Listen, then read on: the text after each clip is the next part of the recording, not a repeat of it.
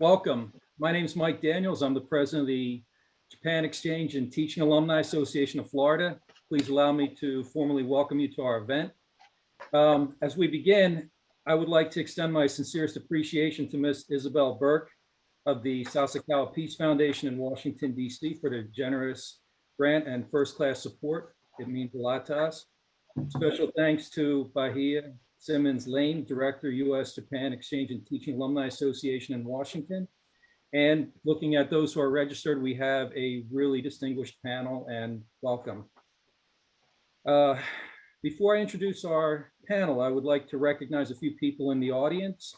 Dr. Ken Ito, Chairman of the Board, Asia Pacific Economic Exchange, Mr. Isami Yoshihara of Hawaii, whose brother Hisashi was a member of the 100th Battalion, Mr. Matthew Gillum and Miyako Katsukabe, Japan Local Government Center in New York, Professor Sergio Hernandez, National Institute of Anthropology and History in Mexico, our friends from the government of Japan, Vivian Chen and Xiaoran Li, Johns Hopkins University School of Advanced International Studies.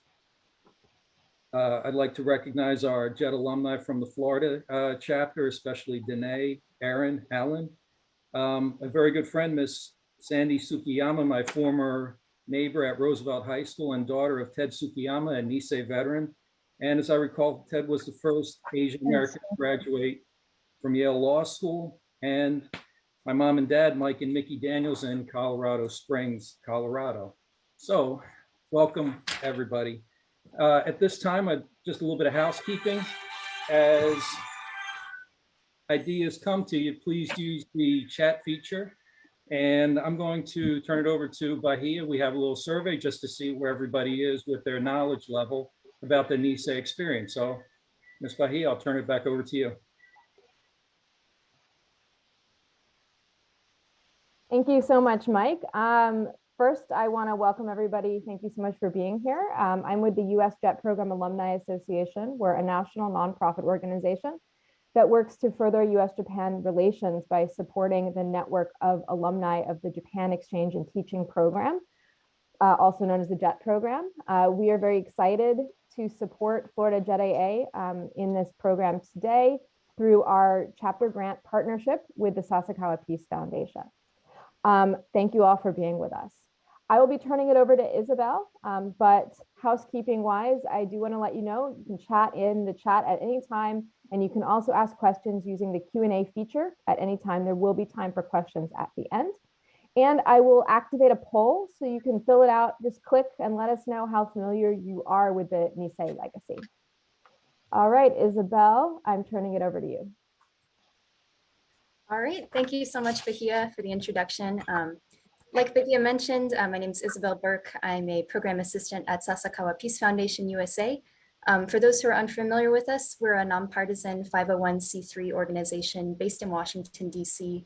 And while the majority of our programs do focus on security and diplomacy, we are also very dedicated to grassroots programs, such as through our partnership with US JET AA and the different JET alumni chapters throughout the United States. Our goal is mainly to support US-Japan relations by promoting cross-cultural understanding in the US-Japan community through education and dialogue. And I just wanted to add, it's a real privilege to be with our speakers today. You'll learn more about them from Mike's introduction and from their remarks, but it's a real treat to have Stacey Hayashi with her fantastic manga and film that she'll talk about, as well as General Bramlett, who has done a great deal to support the Nisei legacy and share the history. And of course, we have our guests of honor, Mr. Tokuji Yoshihashi and Mr. Robert Lee, who just have fantastic personal experiences to share with us. And we're very, very honored to have them with us today. And just a final word of thanks to Pauline Yoshihashi and Linda Thorpe as well for supporting their family members and helping to share their history with all of us today. So with that, I will turn it back over to Mike. Thank you. Thank you very much. Okay. Wow, it's quite a group. So it looks like the survey question's up, but I'd just like to do a quick introduction of our speakers. First is Stacey Hayashi, and Stacey is, on top of being an all-around nice person, Stacey is the consummate professional. As an entrepreneur, Stacey is a Hawaii-based serial entrepreneur, as she worded it, and founder of the successful Paina Girl Family of websites includes Hawaii Wedding Shop, a former software engineer before starting her own companies. She's one of the earliest pioneers in the development of internet-based businesses focused on the manufacturing and distribution of Hawaiian products, and she brings a formidable set of planning and operational skills to her technology and businesses. She's a fashion designer. She is a writer. Her historically accurate manga, Journey of Heroes, which she wrote and published in 2012, is internationally acclaimed, garnering media attention in the US, Japan, Italy, and France. In addition to her manga, she has successfully produced 2 films, a short narrative about Herb Yanamura, a military intelligence service linguist, and a documentary about the Battle of Okinawa, which screened at the Hawaii International Film Festival in 2015. She is currently a screenwriter and executive producer for the 100th 442 MIS Origins film for the 442nd Regimental Combat Team Foundation. As a film producer, this is from Generations. The quote is, "It's taken local girl Stacy Hayashi more than 15 years to bring the story of the 100th 442nd and MIS to the big screen. Her dream to perpetuate stories like this for today's youth and for future generations took perseverance, sacrifice, and that of the veterans she passionately honors with this film." Stacy believes that films can be powerful tools in bringing stories to light and keeping them alive, as well as a source of healing. And as an educator, I think she did an outstanding job. I'm also pleased to introduce General David Bramlett, United States Army retired. General Bramlett is a 1964 graduate of the United States Military Academy at West Point. General Bramlett began his career in Hawaii as a lieutenant of infantry with 25th Infantry Division. He retired on October 31st, 1998, concluding his military career as the commanding general of U.S. Army Forces Command. As commander of the Army's largest organization, he was responsible for training and deploying forces worldwide in support of theater combatants commanders. While in retirement, he has been a formal mentor and occasional partner in seminars on security issues and international affairs. He has been an adjunct instructor with Hawaii Pacific University, that's my alma mater, and a regent of Chaminade University, also in Hawaii. He currently serves as a volunteer on the management boards of several community service organizations on Oahu.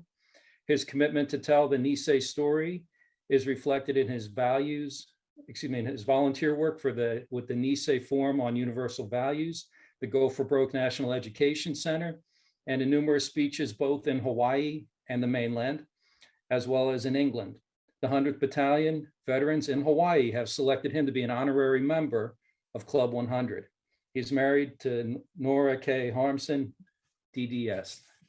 Okay, explains the nice smile. And that, as if that's not a tall enough order, I'd like to introduce our World War II veterans. First up is Mr. Tokuji Yoshihashi, otherwise known as Toke. Toke is celebrating 98. He's currently 98. He's from San Gabriel, California. Technical Sergeant Tokuji Toke Yoshihashi was born in Pasadena, California on January 8th, 1923, the third of Goro and Setsu Yoshihashi's 5 children. He attended high school in Pasadena and completed 2 years of study at Pasadena City College. Shortly before the bombing of Pearl Harbor in December 1941, he and his family were incarcerated by the US government along with approximately 120,000 other Japanese Americans. The Yoshihashi family was sent to the Assembly Center in Tulare, California in mid-1942 to an incarceration camp in Gila, Arizona. In May 1944, Toke and his elder brother Ichiro were drafted into the US Army while their family remained incarcerated. After basic training in Camp Landing, Florida, Toke boarded the Queen Mary and sailed to Scotland. He joined the 100th Battalion in Epinal, France, and was sent to guard the Franco-Italian border. In March 1945, the famed 442nd Regimental Combat Team returned to Livorno, Italy to join the 5th Army in its successful campaign to break the Gothic Line. The 100th 442nd remains the most decorated unit for its size and length of service in U.S. military history. As a proud member of Company A, Toke celebrated VE Day in Europe, that's victory in Europe, VE Day in Europe, with his fellow soldiers in May 1945, and in June 1946, marched down Constitution Avenue with his comrades in Washington, D.C., under the review of President Harry Truman. After the war, he rejoined his family in Columbus, Ohio, and in 1951 moved back to California with his widowed mother. Toke's significant military decorations include 2 Bronze Star Medals, European Theater Campaign Ribbon, Victory Medal, Good Conduct Medal, Sharpshooter's Medal, Combat Infantry Badge, Presidential Unit Citation, and the French Legion of Honor. In 2011, he and his fellow Japanese American veterans were awarded with the Congressional Medal of Honor. He married Reiko Kato Yoshihashi in 1952, a union that lasted 57 years until her death in 2009. He lives in San Gabriel, California, where he enjoys gardening, spending time with his 3 adult children and 2 grandchildren. He volunteers at the Go for Broke National Education Center in Los Angeles, which honors the Japanese American veterans of World War II and educates the public about the history of the 100th Battalion, 442nd Regimental Combat Team, Military Intelligence Service, and their contribution to democracy. And he is joined by his daughter, Pauline. Thank you both. And last and certainly not least, it gives me great pleasure to introduce World War II veteran Bob Lee. What I really like best about Mr. Lee's story, I don't want to say too much because I don't want to let the cat out of the bag, but as someone who taught at Roosevelt High School in Hawaii proudly, and when I found out that Mr. Lee also attended Roosevelt High School, to me that was really cool, and I really look forward to chatting with him. And as far as I know, Stacy would have to correct me on this one if I'm wrong, but I understand he's the only one who has a copy of Stacy's manga autographed by President Obama. So I will turn it back over.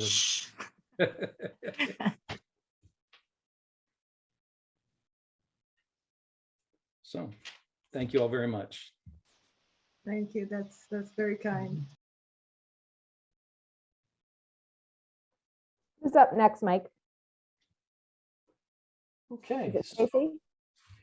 Yes. So right on time. So Stacy, if you would please, you're up. I think you folks are going to like this. Aloha.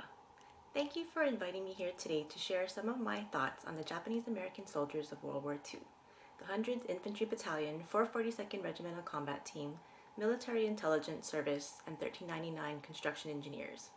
It's a story that many Americans don't know, a truly ironic story about how people who looked like the enemy had to fight for their right to fight for their country, and how they became the most highly decorated unit in U.S. military history for its size and time in combat. I'm here today because I wrote a manga, or a graphic novel, about them called Journey of Heroes, and also made a movie about them called Go for Broke, an origin story, about how these units originated in Hawaii following the attack on Pearl Harbor. These projects are unique because the vets themselves were part of this journey every step of the way, and they're in it too, both the movie and the comic book, which is historically accurate, by the way, despite its cuteness. They wrote their own lines in that sense by telling me what they said, what they did, how they did it, how they felt. They shared their photos and documents with me, some of which are now important historic artifacts, and even helped us with props for our movie set. Akira Otani and the Honolulu Fish Auction set aside 10 aku, or skipjack tunas, for us. These are big fish and worth quite a bit of money. Anyway, here are some peeks into both projects, and afterwards I'll share a bit more about the journeys of both. The first video is what we showed to folks on the day we launched the comic book, October 6, 2012. And the second is what we used to fundraise to help us finish the movie in 2017.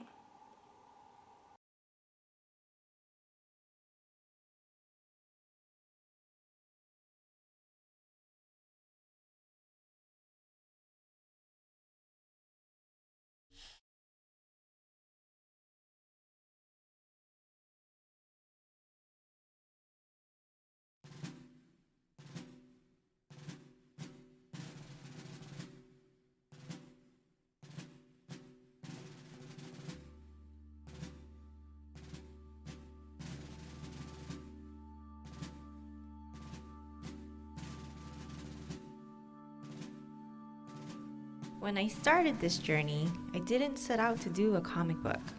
This whole thing started as a movie I wanted to make that would honor the hundreds 442 vets who, as boys, went to war and changed everything. Then, the idea to do a comic book version of that story, to do the manga, became necessity, but also a blessing. Doing a comic meant we could reach some audiences easier, and it also meant we could help educate a whole generation that hadn't heard the story of our vets. And that meant a lot to me. Having this new tool to help preserve their legacy, they really accomplished so much for our country and for Japanese Americans in general. The more I got to know them, the more that I learned from them, the more important this project became. They're part of my family now, and I want this story told before we lose more of them to time. I'd spent years developing the idea for a 442 movie, writing the script, establishing contacts, but by the time I decided to do the manga, I had a wealth of material to start with. Breaking down the story from screenplay to comic book took a lot of time. Developing the comic meant ferreting out small, funny episodes and larger, historical themes that are important in the story arc of the vets. There were moments when it all seemed too overwhelming, and finding support for a project like this has never been easy. But I took a lot of inspiration from the vets themselves. They kept me going when it seemed most difficult. And as I showed them our work in progress, their encouragement and their blessings helped more than I can say. And no matter how their story was written, the thing that makes a manga into an amazing tribute is this artwork. Our artist, Damon Wong, spent hundreds of hours converting my scribbles into these incredible pages you now see.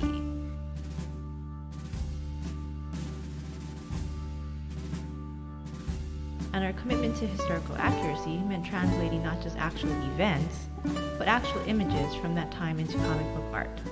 The story of the vets is powerful, and we wanted to make sure our art was also powerful. It's pretty exciting how the momentum of this project has taken on a life of its own. We have so many fans from all over the world who've been eagerly awaiting this comic book. Complete strangers I'd never met before just found us. And what can we say about the chibis? They're cute, they're lovable, they're incredibly memorable. Just like the vets themselves.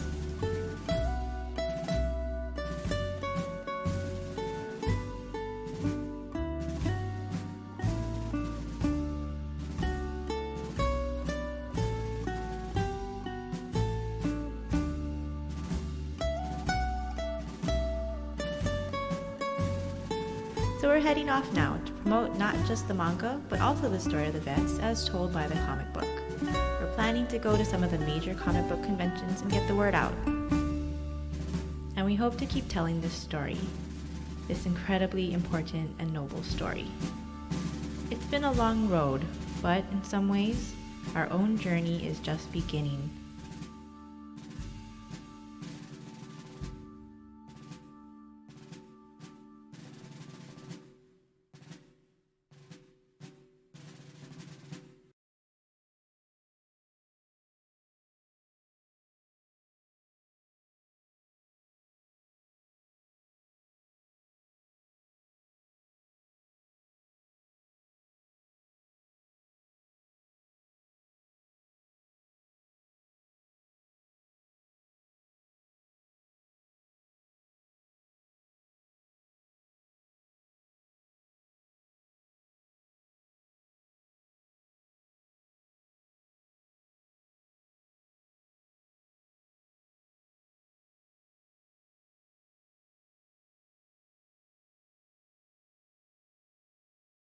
Aloha! I'm Jake Shimabukuro, and I'm so excited to share with you a project that I'm working on that's very dear to my heart.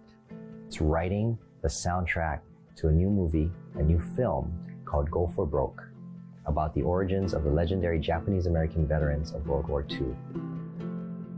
Growing up in Hawaii, they were my heroes. As an Asian American, I know I have a much better life because of their service and all they sacrificed. My dear friend since high school, Stacy Hayashi, has dedicated 15 years of her life to many projects which share the story of the vets, including this film. Over the years, she's interviewed hundreds of veterans and spent thousands of hours with them. She became an expert on their history, but more importantly, she became their friend. And I can tell you firsthand that the veterans love Stacy. First, when you meet them, they can seem very intimidating, or they're very gruff, tough men, you know, but they're soft on the inside. And so it's kind of touching. It's so important that we preserve and perpetuate this story, and the vets trust Stacy to tell their stories correctly. And if you know the vets at all, they are incredibly humble and even embarrassed to share their stories. They don't want their amazing deeds and decorations to be sensationalized. So telling their story accurately is very important to them and to us. Her historically accurate comic book, Journey of Heroes, published in 2012, did just that. It tells their story honestly and truly, and is the impetus for this much grander project. It is drawn, but factual, you know, it's step by step. Oh, you can tell the whole story from the beginning to the end. I don't think you left out anything. Very good, terrific.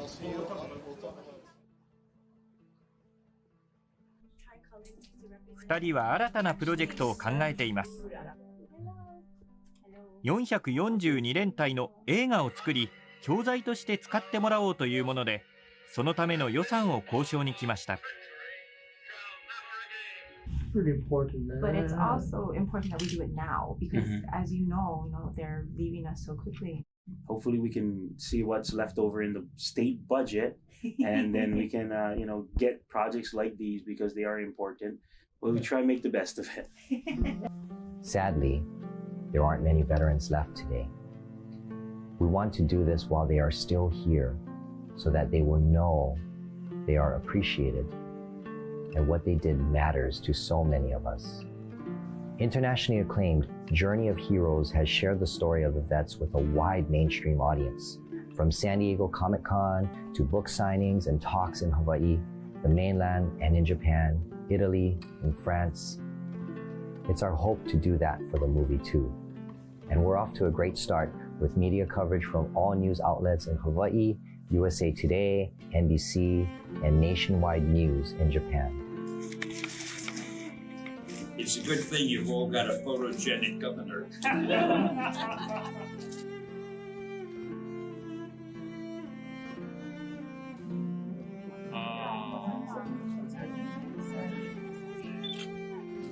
Stacy さんはハワイ州の協力が不可欠と考えています。The project is much more than just educating children. It's educating the people of Hawaii, people across the United States, and I think more importantly across the world. Portrayed as soldiers and civilians, take you back to the 1940s, to an untold story of the 442nd. The world has no idea what it took to even have the 442 be created at all. They think it just happened, which is not true at all. There are a lot of people who work behind the scenes supporting the Japanese Americans and the Japanese community. From beginning to end, the film production used local crew members and actors. You see in Hollywood so many films that start off as like a Japanese-based film. They get whitewashed. You need local people to tell local stories in that local perspective. One of the important things about the film industry is the ability for us to have local productions told by local voices. And so I think it's very important that we encourage that. Most people don't know these stories. The vast majority do not. And they really don't expose people to these stories in school. So it's very important that these stories get told in as many ways and as many times as possible. The movie is in the can, and the footage looks incredible. It's an amazing story of real-life heroes honestly told From being on their set, I can tell you firsthand that Stacy has assembled a very special, dedicated, and talented cast and crew. She's built this film from the ground up, involving so many people who were and are part of this true life story. Seeing the rough cut tells me that this will be the definitive film about the beginnings of the 100th, 442nd, and the MIS, and will share a wonderful story that most people, even those who were born and raised in Hawaii, don't know. Ideally, we'd love for someone to fund a 10-part limited series with this movie as the pilot episode. But for now, we need your help to finish this film and bring it to the world and get it into school. So please support us. Every bit helps, and your contributions are 100% tax deductible. So aloha, thank you for your consideration, and that's all. Go for broke. Right after Pearl Harbor, all Nisei were classified 4C, which is equivalent of enemy alien, ineligible for U.S. military. I wore 6 or 7 different uniforms throughout the war, starting with the ROTC uniform, which I reported for duty on December 7th. That became the Hawaii Territorial Guard. And then when all the Nisei were fired, 169 university students volunteered to form the Varsity Victory Volunteers. December 7th was naturally, everybody was very scared, not knowing what's going to happen. But it wasn't long thereafter, 2 FBI men came, and they said they wanted to take my father in. We, being young, said, what's all this about? And the 2 men claimed they were FBI. They had the handgun drawn and said, don't you people know that Japan has attacked our military bases? We're going to take your father in. One day, I will be taking my last footstep of my precious life, for I'll be fighting the fierce and tenacious enemy. And luckily, we survived, and all the 100 MIS and 442 veterans have proven that we're American Nisei soldier and also a wonderful citizen of USA.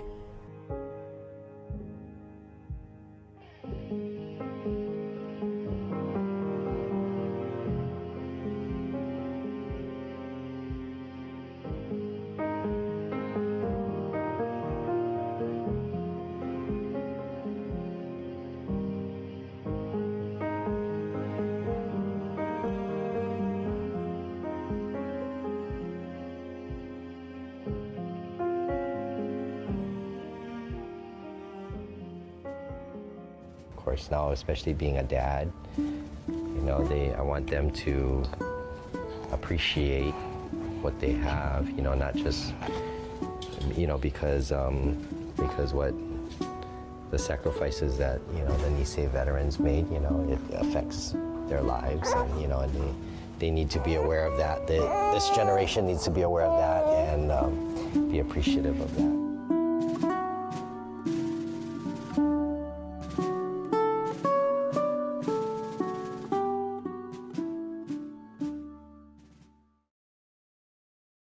So from those 2 videos, you can see that the comic book and movie have had some exciting lives.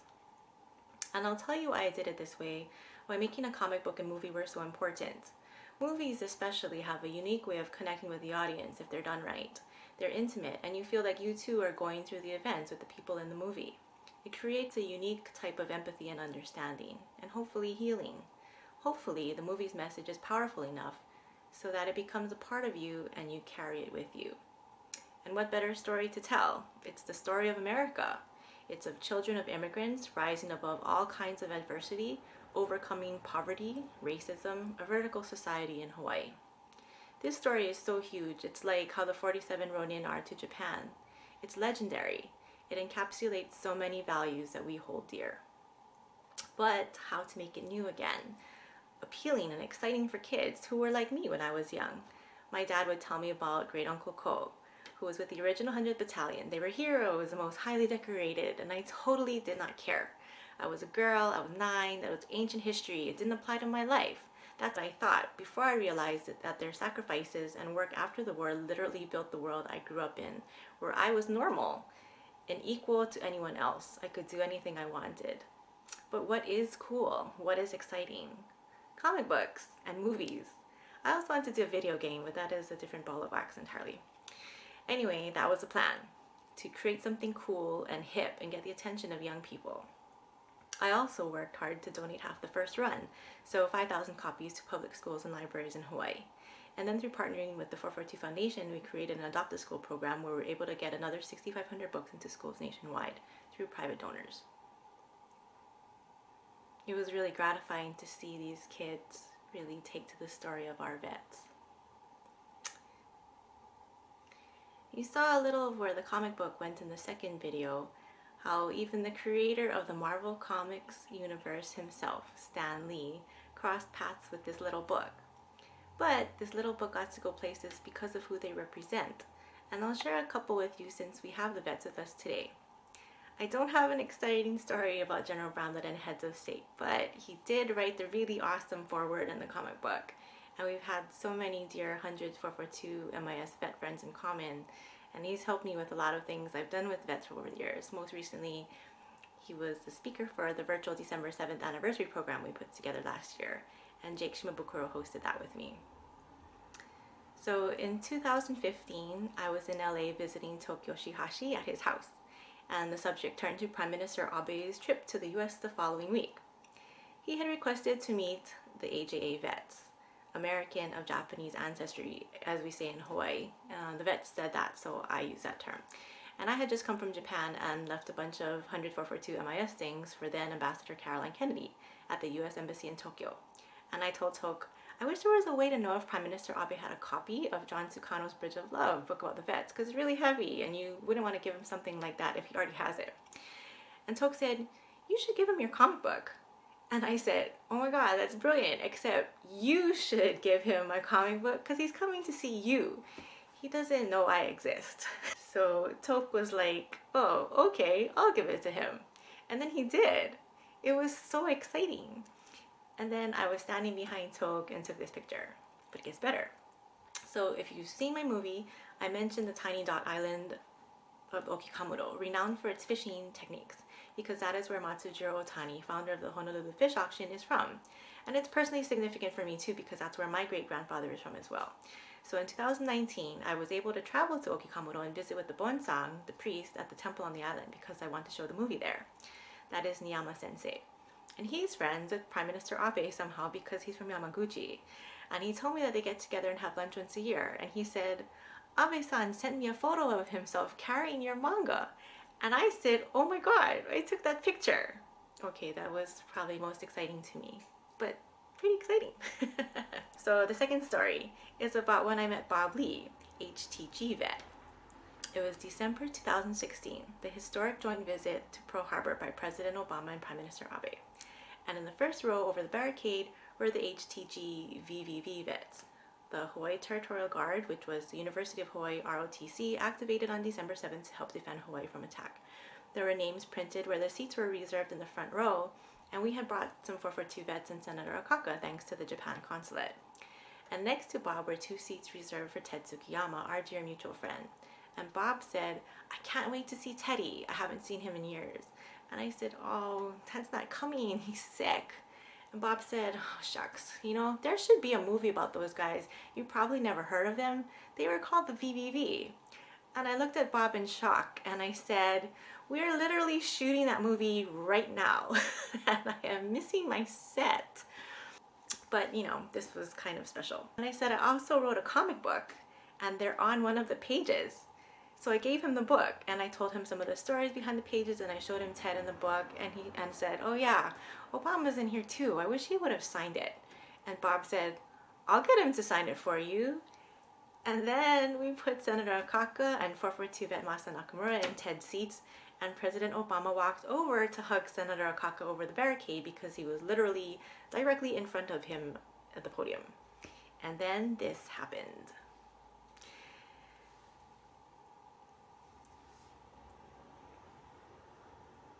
So that was really cool. And we were able to get Ted and Bob together, old pals from Roosevelt High School, together after Pearl Harbor.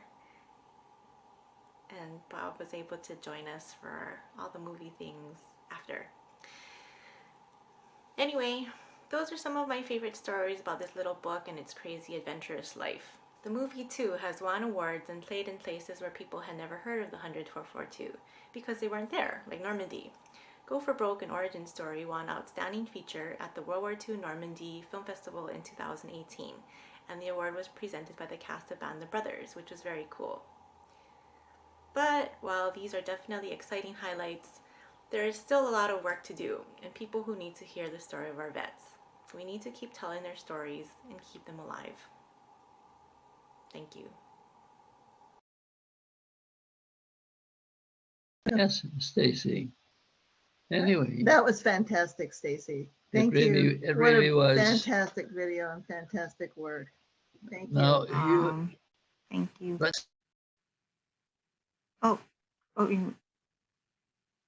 wait. Sorry, you're muted. Sorry, what was that?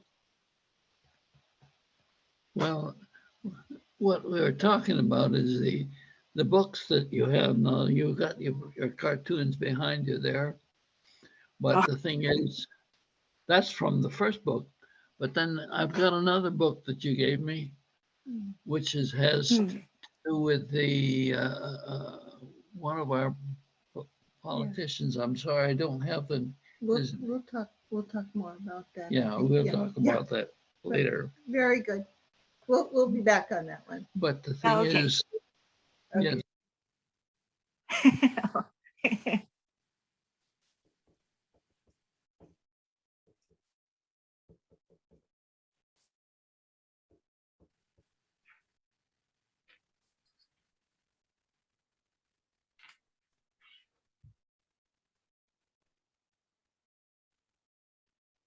Stacy, thank you so much for sharing the video, and we wanted to give you a little bit of time if you wanted to highlight any big points from the video before we turn it back over to Mike, who will then transition us to General Bramlett's comments.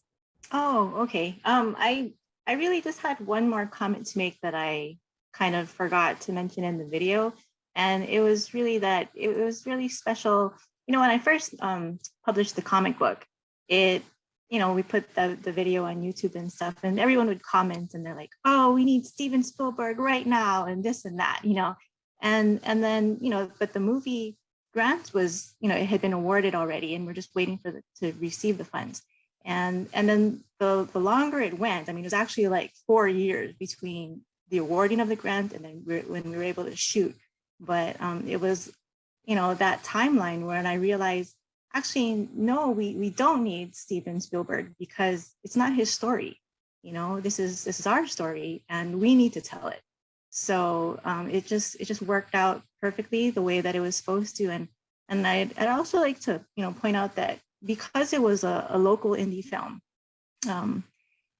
it was not really, a lot of Hollywood films are, well, I hate to say it, but frankly, they're racist, and they always paint Japan as a dastardly, like a cowardly sneak attack thing, when really, and my film doesn't do that. It was just a really awful circumstance, situation, and people that would have been friends, in another set of circumstances, and were neighbors really, or family members even.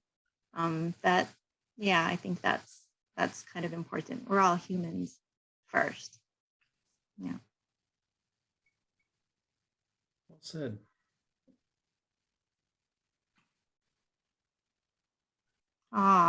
Thank you, Sandy. I just saw her comment. Jake is right. I really miss. So Sandy Tsukiyama's on with us, and her dad was Ted Tsukiyama. We really miss Ted. Yeah. Yeah. So Ted's in the movie. He also has a cameo in the movie too. So He does. yeah. That's wonderful. So I think General Bramlett was going to make some commentary or remarks next. General Bramlett, if you're ready, please go ahead. Sure. Are we on a hard stop in 15 minutes? No, I don't think we're going to finish in 15 minutes. So as long as people can stay on a few minutes, I do want to make sure that we have time for Toke and Bob to share some of their own thoughts. Okay, I'll try to be brief. It's always, from a soldier's viewpoint, I want to talk about the Nisei soldier. When I talk about the battlefield exploits of the Nisei soldier, I always used to get reviewed for Ted Tsukiyama would always comment, not good, good, very good. So Sandy, I'm glad the Tsukiyama family is listening, so you can feel free to critique me. Offline, please. One of the comments I often make, and it's been heard before, is the 10442nd is the most decorated unit for its size and duration of service in our history, all the way back to the Revolutionary War. And I gave that speech and I made that comment in the 60th anniversary of the 442nd, and their president, Aiuchi Oki, came up and he said, "Why do you keep talking about us like this? There were other units that fought in World War II. Of course, as I told Aichi, of course they did, but they didn't accomplish what you accomplished. I don't diminish the great units in the Army, the Marine Corps, the Navy, and so on."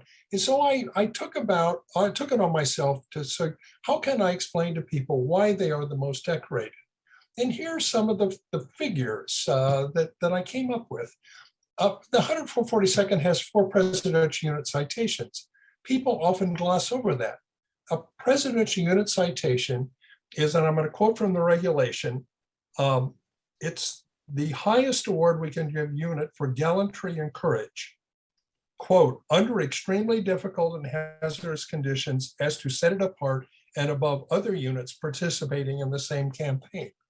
It's equal to the Distinguished Service Cross as if every soldier in the unit would get the DSC. That's how prestigious it is. The 10442nd had 7.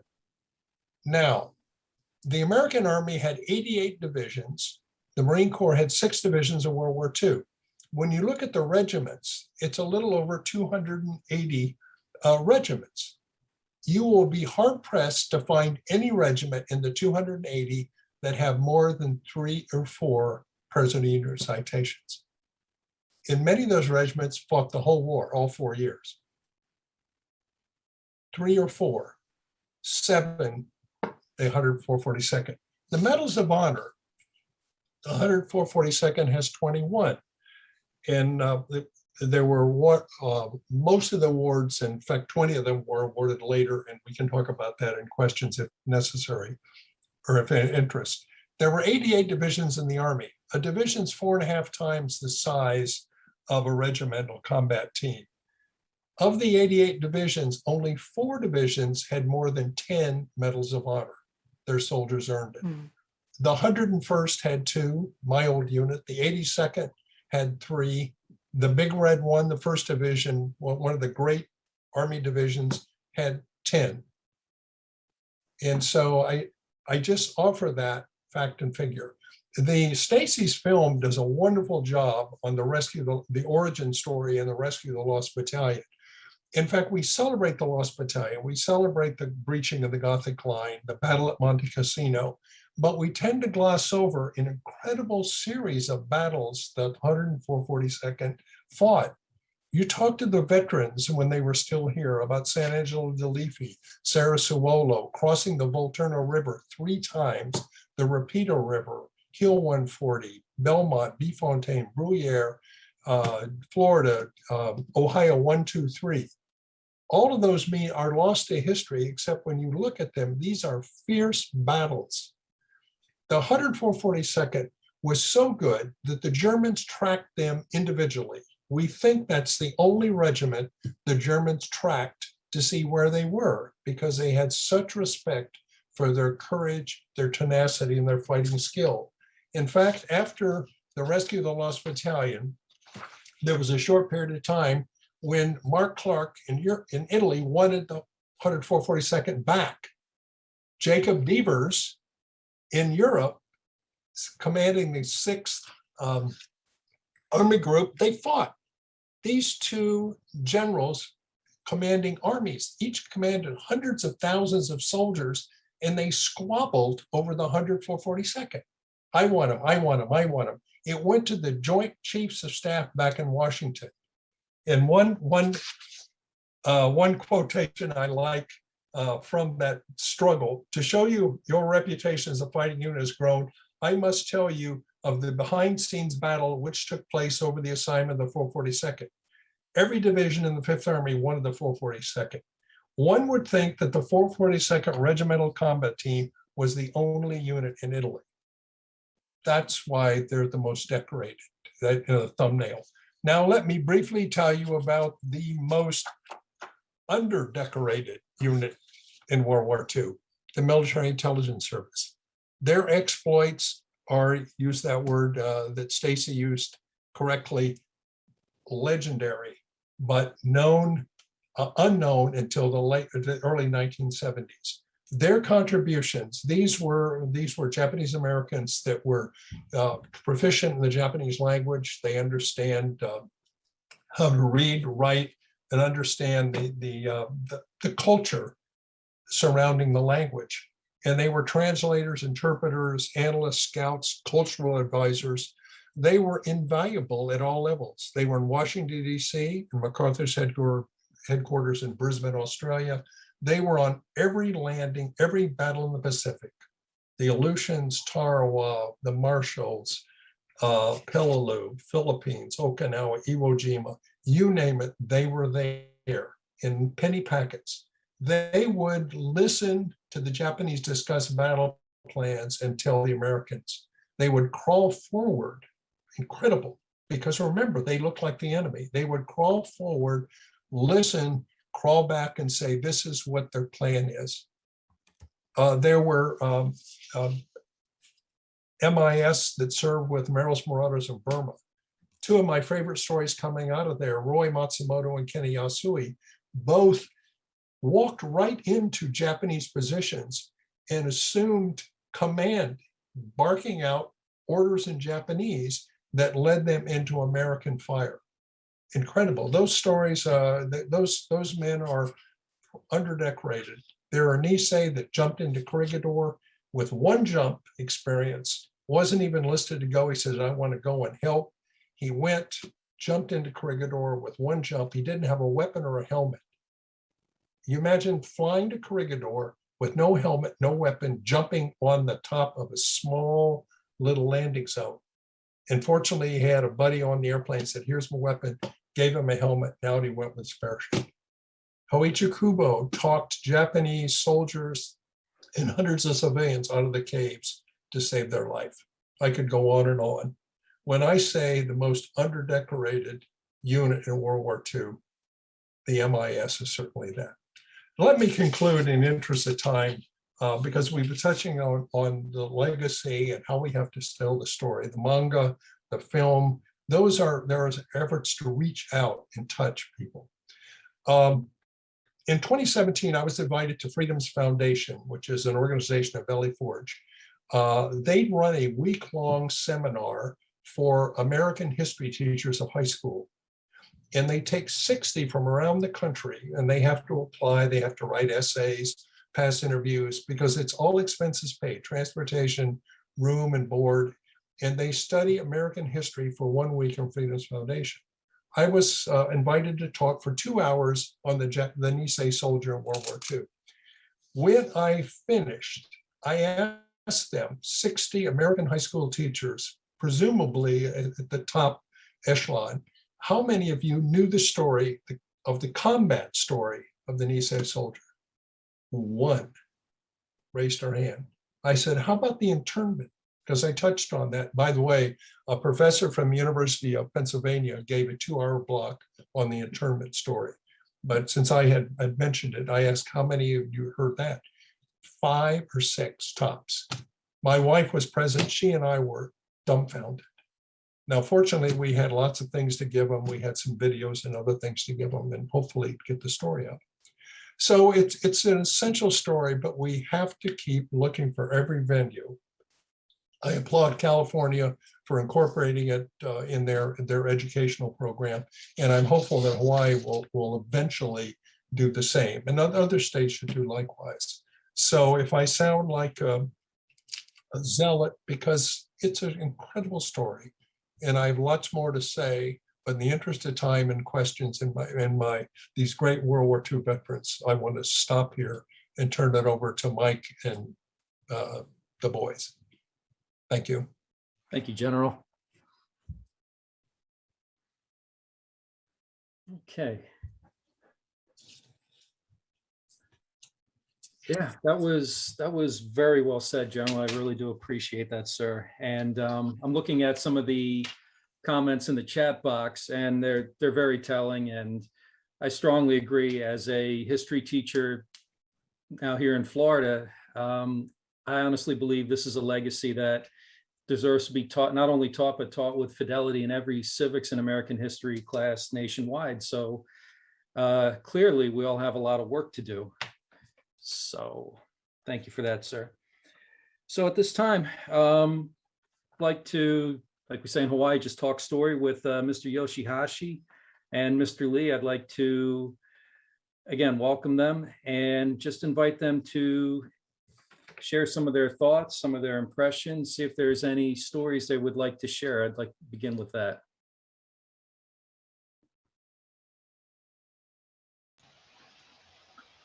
Well, how about Mr. Yoshisashi? Should he go first? Yeah. Yeah, Toke is muted. Is Pauline there? Maybe she can help him out. Get unmuted. Oh, there you go. You got it. Okay. Are we unmuted now? Yeah, we're good. Okay, well, most of what I was going to say has been covered by Mike, but in February of '42, we were interned and sent to an assembly center in Tulare, California. And after that, the permanent camp was in close to Chandler, Arizona, and it was called the Gila River Relocation Center. And I was there for 2 years, and I worked on what they call the road crew. And after 2 years, I was drafted. And so after 17 weeks of basic training in Camp Blanding, Florida, we were sent back to Shelby, and I was assigned to the 100. And we went overseas on the Queen Mary. And this was about a week and a half after the Lost Battalion, so we lucked out there and we didn't have to fight that much. But then we were all sent down to the Franco-Italian border on the French side, which we guarded for 4 months. And then once everybody was back healthy and ready to go again, they loaded us on LSTs and took us back to Italy to break the Gothic line. So that was the one big battle I got into. And that's just about it.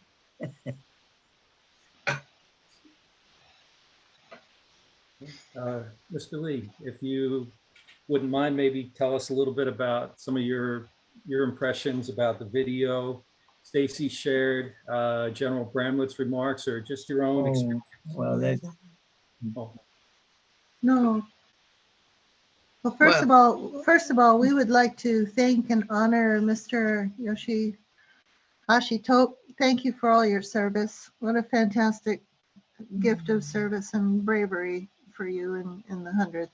We're just honored to be in your presence, and thank you so much for all you've done, sir. Actually, so what they would like to know, tell them a little bit about what started, in the first days. Tell them a little bit about the Pearl Harbor and what happened, and some of the kids that were in the Territorial Guard with you. Yeah. As a matter of fact,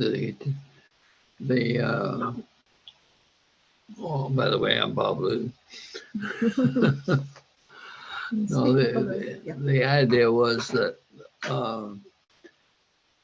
I was living on the shores of Pearl Harbor down in Aiea, which is at that time was a small town of a plantation town. It was the Aiea plantation, and woke to find that the attack had already started. I was on our home was actually a Navy quarters because my father was employed by the Navy as a civilian employee at the water pumping station. He was in charge of that, and so we had this home up on the corner of what is now the Richardson Center, above the Pearl Harbor area. And in Aiea, there was a fleet landing for all of the ships that were anchored throughout the harbor. Their crews were brought down to Aiea there because that was also a railroad depot. So that I'm speaking now before the war actually started.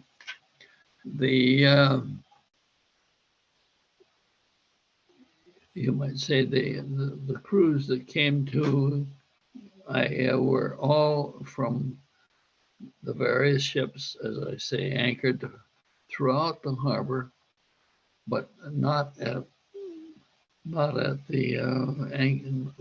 positioned, you might say, at the battleship row. That was another place for the men to go on liberty.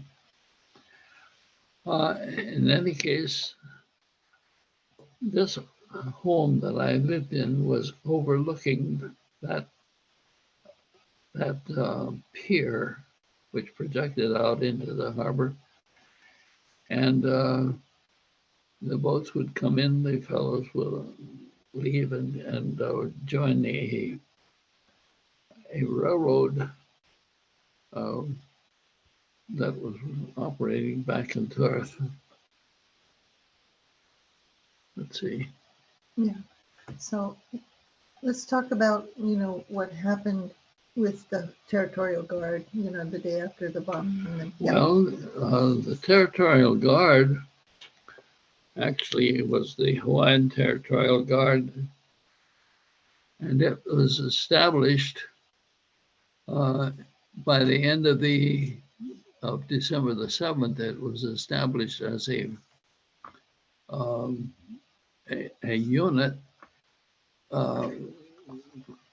based by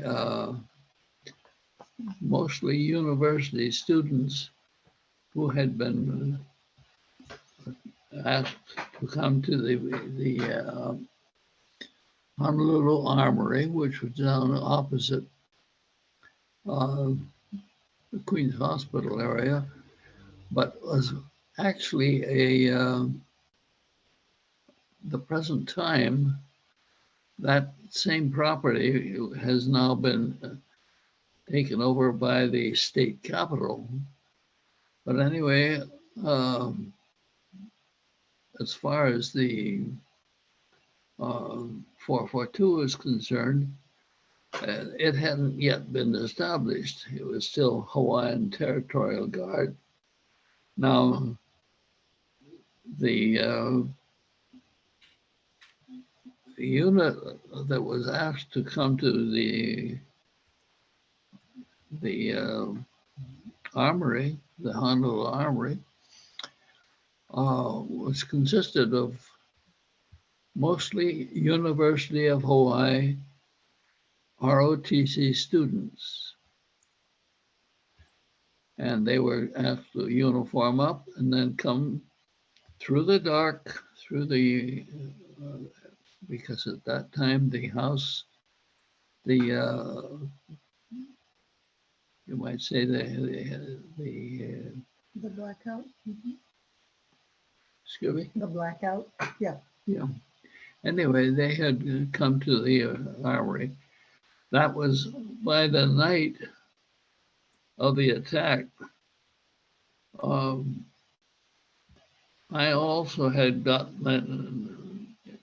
had joined what was going to be the Hawaiian Territorial Guard.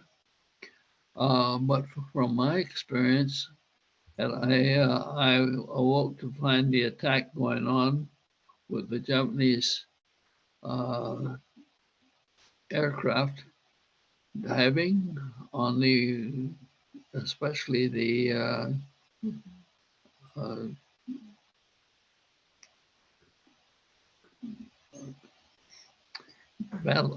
battleship role, but also on the various positioned aircraft ships, and so it was pretty much a general attack. The one thing that I found was that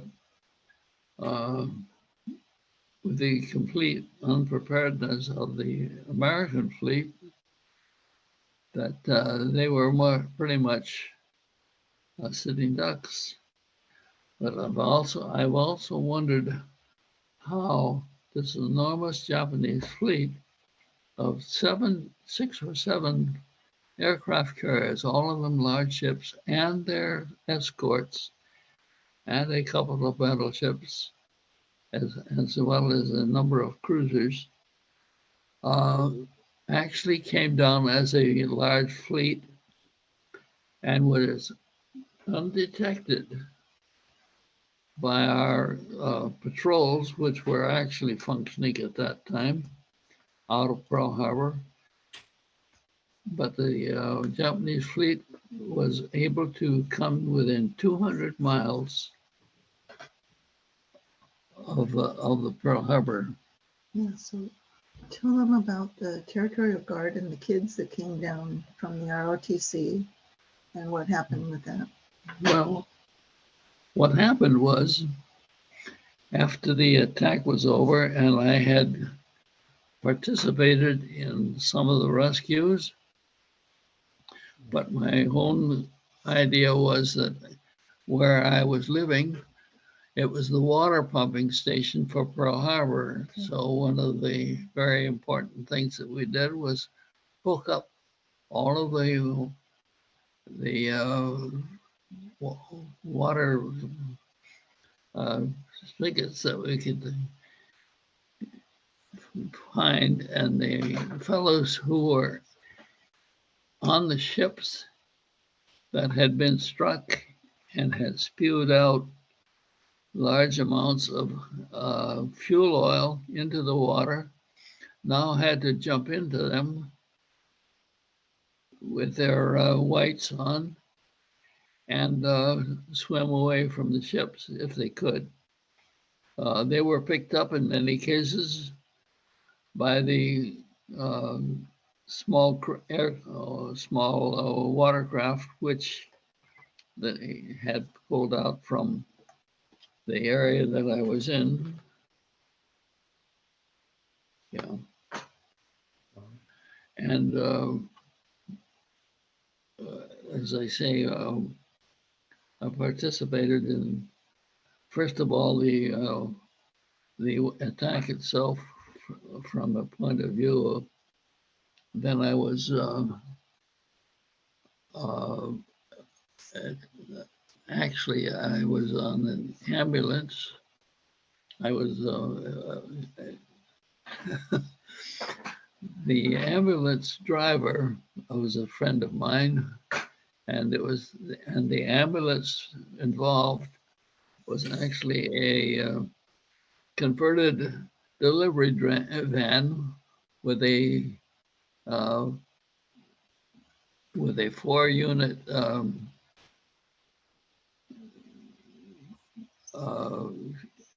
installation that had been put in very quickly by the in this case, it was the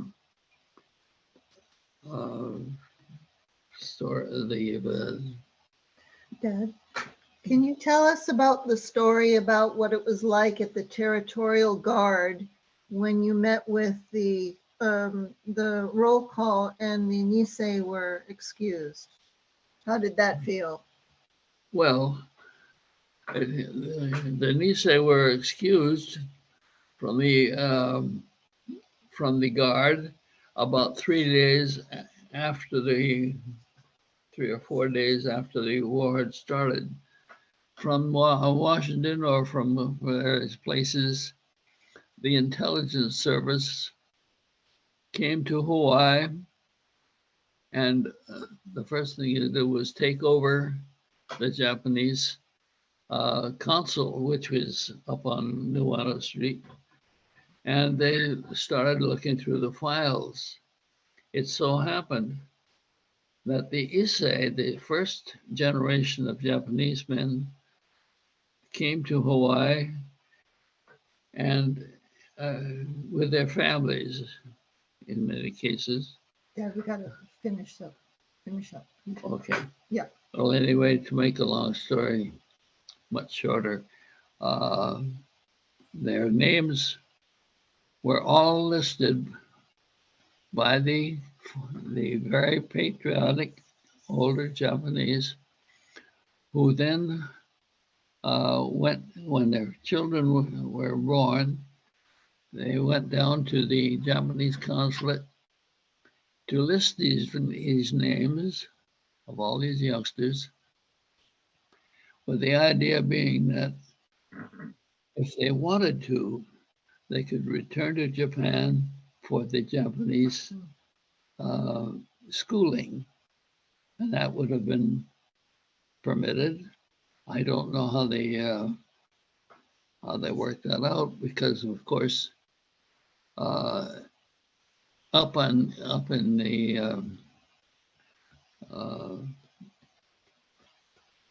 I'm sidetracked here. Yeah, we have to wrap it up. So just maybe let them know how you felt when those kids were excused. What were your feelings there when they were excused from the Territorial Guard? How did that make you feel? Well, by that time, I too was in the Guard, and the idea was the military must know what they're doing, because they had decided, if they're inspected the records available in the Japanese consulate, and they discovered that all of these young men who are now in, you might say, draftable age, were actually in the service.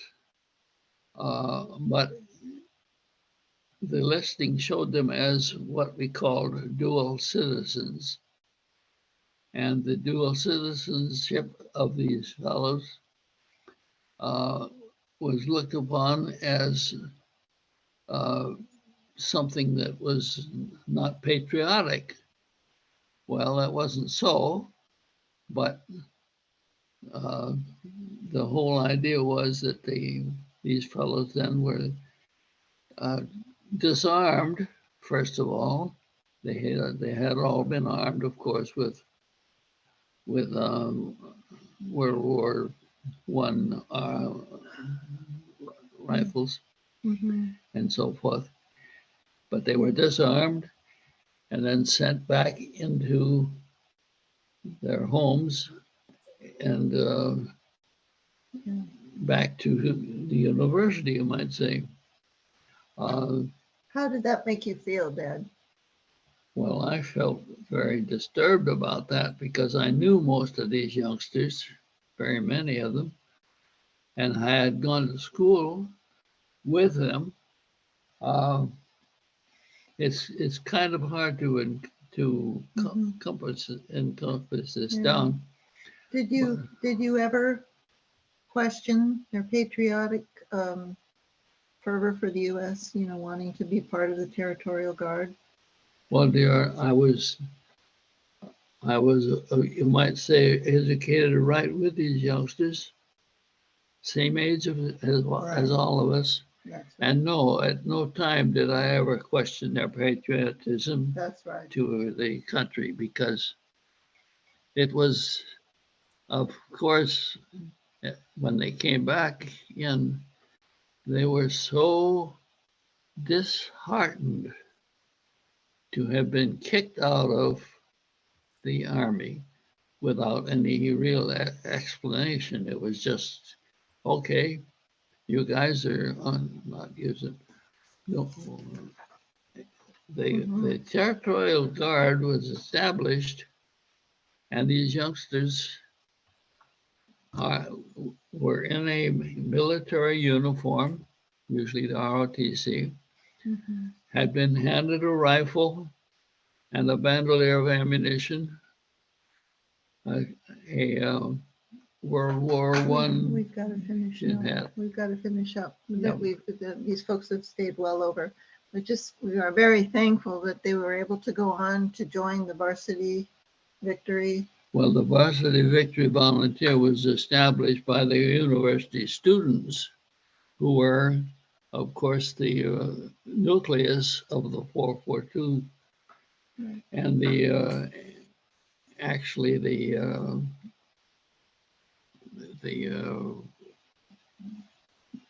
Army group. They were. Yeah.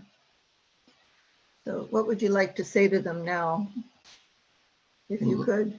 Well, those youngsters that are left now are like me, old men. And the thing is that I still, for example, when I finally went to high school at Roosevelt High School, Ted Tsukiyama was the first person to welcome me there. And we had, as I say, had gone on to do many other things. Okay.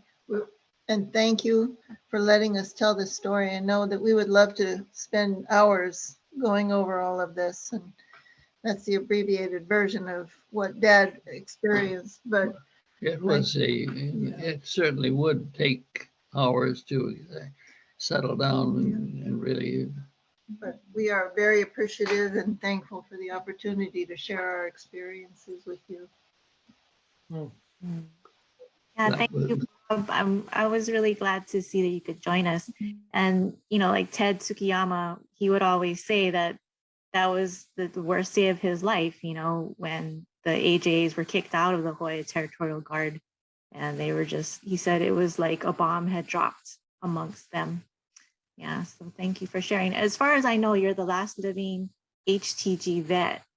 Earlier this year, we lost Bishop Fujitani and Akira Otani, and they were in my movie as well. So that was hard. And you're 100 years old, so that's amazing. Yeah, omedetou. I wound up in the Navy, but I was over 4 months in the Guard. Incidentally, with my name, Lee, I, like every other person with an Asian name, was discharged, with that same group. And I have, yeah, I actually they kicked out Bob because they thought he was Asian. There was a request to ask, since we're running short on time, so we're going to ask Toke a question, and I have one. So Toke, when you showed up in Epinal, right, that was after the Lost Battalion was rescued, after the Battle of the Vosges, so like in my comic book, there's talk about how the original 442 was, there was culture clash, right, between the Kotongs and the Buddha heads from Hawaii, and you didn't experience that, right? You were well, the only thing was I couldn't understand the pidgin English. took a long time to learn. No, me too. Coming in from the East Coast and spending 10 years in Hawaii, I can relate a little bit. Yeah. And, you always gloss over your experience and you always say, oh, I was there for the Champagne campaign. But really, the Po Valley, that was crazy. I mean, And you were in A Company, right? And Yeah. so Sadao Munemori, who was also the only contemporaneously 100-442 guy who was awarded the Medal of Honor, and that was posthumously in 1946. And he's a LA boy too, right? Or a Southern California boy too. Yeah. But do you remember what happened where you were on April 5th, 1945? Yes, that was on, we were going up Georgia Hill. And that was April the 5th. I remember 5 o'clock, all the artillery started coming in, and then second and third platoon, they were right on line. Luckily, I was in first platoon, so I was back a ways, held in reserve, so I didn't even get to shoot my gun. Right on. And a lucky thing too, because that was a really rough day for the 100, especially A Company. Yeah. Well, in the afternoon, we had 4 P-47s come in. That was the most beautiful sight I ever saw. They came in and they made one dry run, and they were coming toward us because the Germans were in front of us. And wow, the next time they came, boy, they had everything going, the cannons and machine guns, and that really busted the Germans up. And then we were able to move forward.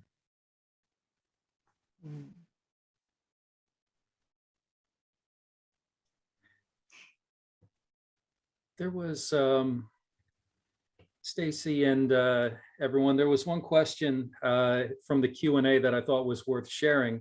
It pertained to internment, but I was corrected in Hawaii by the Park Service, and they said, no, Mike, it's incarceration. That's the correct term. And then my principal at Roosevelt, she was very adamant. You know, we're Americans, we follow the rule of law all the time or just when it's convenient. And right there, that begs a lot of probing questions about what does it actually mean to be an American. Within that line of thought was question about, I don't know if anybody can speak to, I believe it was the 522nd's liberation of one of the Dachau substations, but how that may have been quite possibly the biggest irony of the war. So I just wanted to put that one out there if anyone wanted to respond.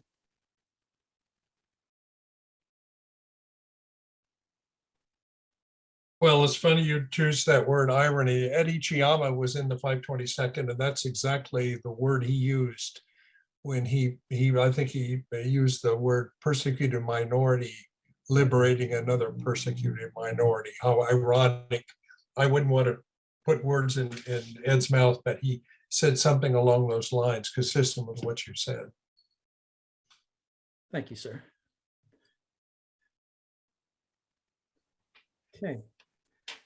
So at this time, Tolk, Mr. Lee, I was just wondering if you folks had any, if you had any advice for this generation, if there's anything else you'd like to share with the audience. Go to school, get an education. Yes, sir. That's good. keeps me out of trouble.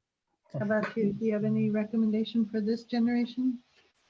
Well, this generation would be about the 4th or 5th of the Nisei, of the, we say Nisei because of course it is the first of a local generation. But anyway,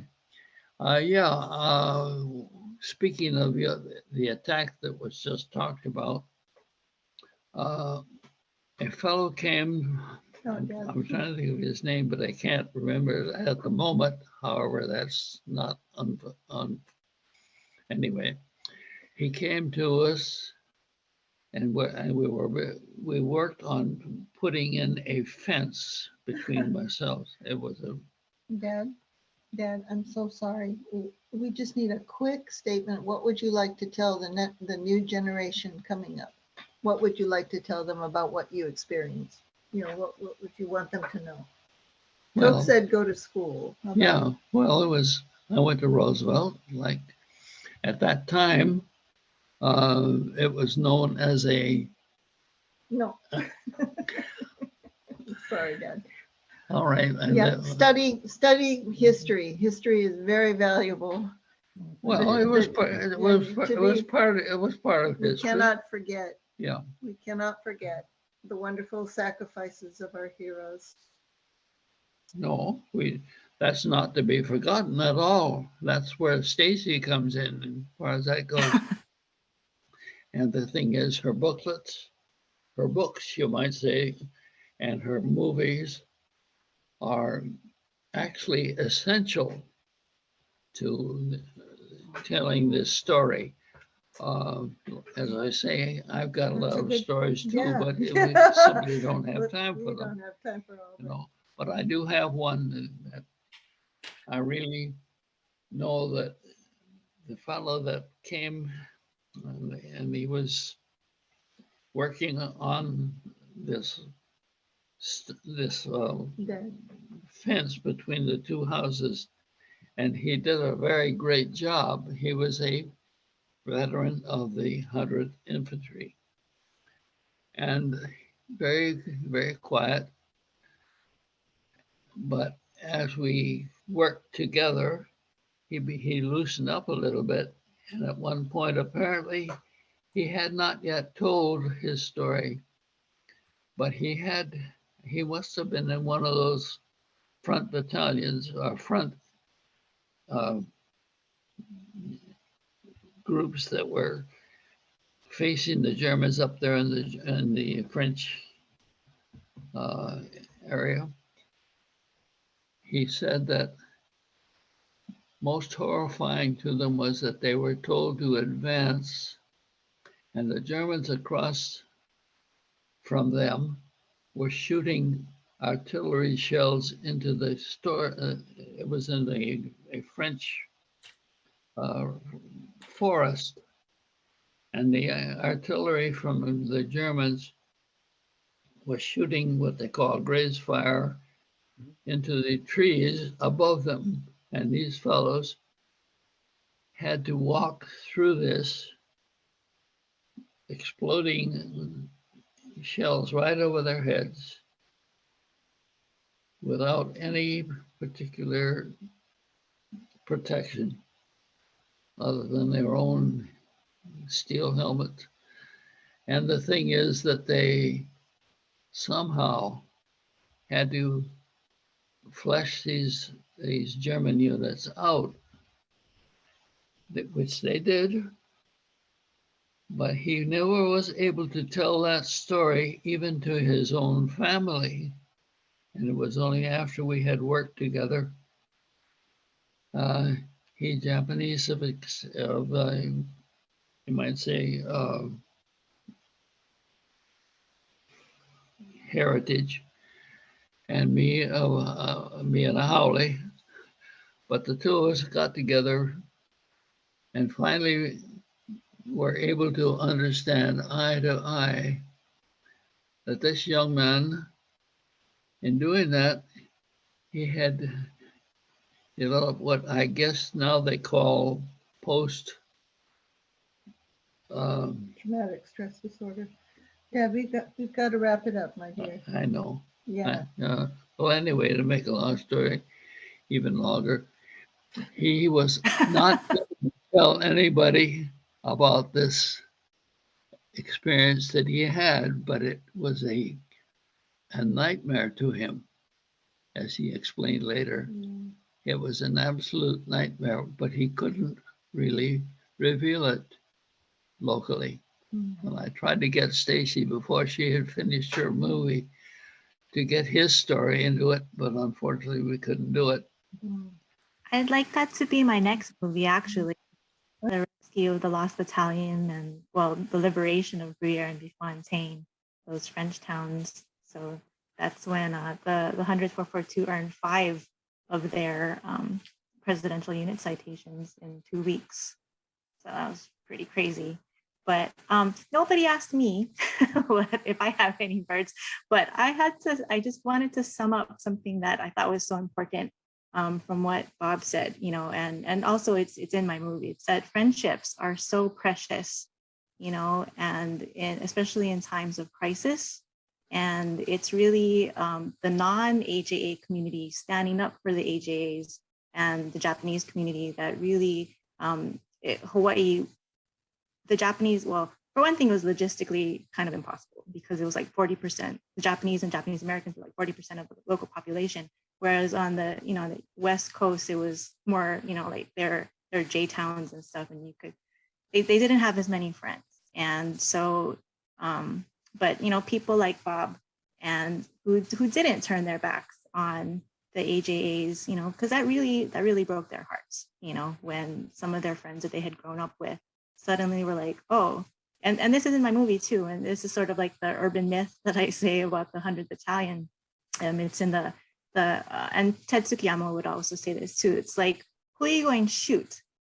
Them or me? And it's this Hawaiian guy talking to a Japanese guy on December 7th, and they're both in a foxhole. And then the Japanese guy is so hurt. He's like, who you think, stupid? Me just as good American as you. And, and that's what Ted says. Everything that the 100 442 and MIS did was in response to that question. Yeah. Very good. Wow, that's a great anecdote, Stacy. General Bramlett, would you like to share anything else with the audience before we bring this to a close until, well, we have a second episode, but I'll talk about that later. Well, one thing, just to follow on Stacy's comment about the friendship and loyalty among the Nisei. I mentioned that 20 of the Medals of Honor were awarded 50 years later. When the Army was struggling, after Akako passed the bill to relook those awards, and that may have been overlooked, to put it mildly, the Nisei here had kept the records assiduously for 50 years. And so when the Army found out they had kept the records, the first person eyewitness statements and so on, that jump-started the whole effort to rectify that terrible oversight. But it was these loyal guys waited and waited and waited for the chance to say, my buddies deserve more. And I think that that's always been amazing. I've always tried to tell people that story. The Army would not have not rectified the mistakes had the buddies not kept that records for decades. So, General, I got to ask, are we back to the Trinity there with the political will? No, keep moving, that Mike, keep moving. Sounds good. Okay, well, I would just like to, on behalf of the JET Alumni Association of Florida, express our sincerest gratitude to Stacy Hayashi, Mr. Tokuji Yoshihashi, Mr. and his daughter Pauline, Mr. Bob Lee and his daughter Linda, and General Bramlett. Sir, it's always a pleasure. And I'd just like to thank all of our participants for joining us, and many thanks, Bahia at the National Office for JET and Isabel at Sasakawa. Thank you very much for the grant and everything you did to make this possible. Thank you all very much. Good night. Thank you and aloha. Hello.